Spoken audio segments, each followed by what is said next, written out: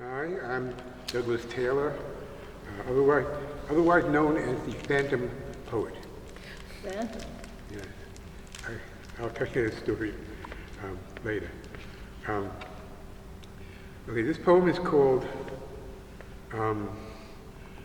Uncle Tom, The True Story. Before I do though, I just want to give you a little couplet to rhyme. They told Ben Franklin to go fly a kite. So he put a key on it, and now we have light.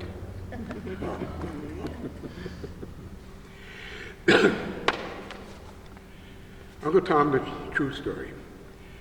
Sometimes truth is stranger than fiction. In this case, the opposite is true. At an early age, I learned the one thing worse than being called a coward, traitor, or snitch was to be called an Uncle Tom. With what I now know about the man, I would bear that title with honor. Inspiration for the character in Harry Beecher Stowe's novel admittedly came from a man named Joshua Henson. He was born into slavery in Maryland in 1789. From a very young age, among master and slaves, he enjoyed the prestigious reputation of a young fellow destined to do great things. He was soon vowing to out-hoe, out-reap, out-husk, out-dance, and out-everything every competitor, white men as well as fellow slaves. When he caught the farm's manager, a white man, defrauding his master, Mr. Isaac Riley, he was given the opportunity to oversee the farm. He more than doubled the farm's production with a more cheerful and willing labor force. His keen bargaining skills brought astonishing profits. But when Riley welched on his promise to sell Henson his freedom at a reasonable price, on which he had made a considerable down payment, and learned it was planned to sell him off into the more severely harsh and cruel slavery of the Deep South, away from his family, he collected his wife and 4 children and escaped to Canada. It was a long and arduous journey. They had to travel by night and hide out by day. Quote, "If you're going through hell, keep on going. You might get out before the devil even knows you're there." They were helped along the way by Native Americans and some compassionate whites they encountered. Once in Canada, he founded a successful sawmill and with government approval started a vocational school with other fugitive slaves. Black men like Henson were far from uncommon. 70% of plantations were slave managed. Smaller farms were almost always managed by slaves.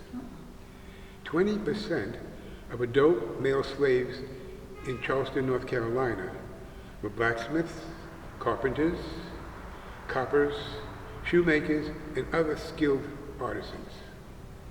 They negotiated contracts, received and paid money. Some even lived in their own houses off their farm. Although their slave status required a percentage be paid to their owners, many bought their freedom.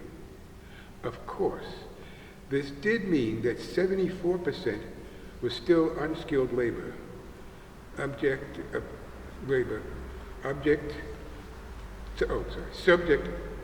to humiliating and degrading treatment. Protection from torture and death depended entirely upon the temperament and character of the owner. Oxford Iron Works in Campbell County, Virginia, one of the largest factories in the nation, was staffed and run entirely by trained slaves. Slave-managed southern farms were 35 to 55% more profitable than comparable farms in all America. In the 1850s, southern slave states if considered a separate country, would economically have been ranked fourth richest in the world. Mrs. Stowe's novel was tremendously popular, selling over 1 million copies the first year.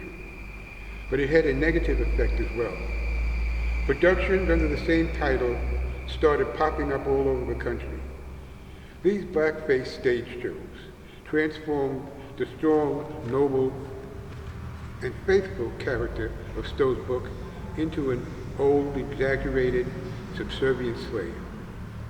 Although she published rebuttal, the damage was already done, and the stigma has remained well into the 21st century. It reduced the African to subhuman status in the American public mind, as in the law, 3/5 human, as a matter of fact. Some might say the novel that was meant to expose man's inhumanity to man and inspire pity and outrage played a part in poisoning the idea of black and white equality. However, it is my belief that the idea of blacks and whites not being able to coexist in peace, if blacks were free and equal, was born of deeply rooted feelings of guilt and fear. The film, The Birth of a Nation, reeks of this paranoid neuroses. Simply put, guilt festers into fear of reprisal. Fear creates anxiety, which develops into resentment, hostility, and finally brings about aggression. The South's fear of racial insurrection is witnessed by the slave patrols along the southern roadways. There is also something within the psyche of the human ego which abhors any negative self-image. It needs to be convinced of its own righteousness for fear of punishment by way of conscience. Slavers therefore had to see themselves as saving the poor heathen savages from their sinful primitive ways. How very kind of them. They first tried this with the natives, but they would have none of it. So they tried to kill them all. The difference with the African had less to do with innate traits than with different circumstances. Let's say you were to invade someone's house and tell them, I'm taking over, you'll do what I say. You would be more likely to meet with violent resistance than if you had removed them from their homeland and placed them in unfamiliar surroundings. Loss of the home court advantage.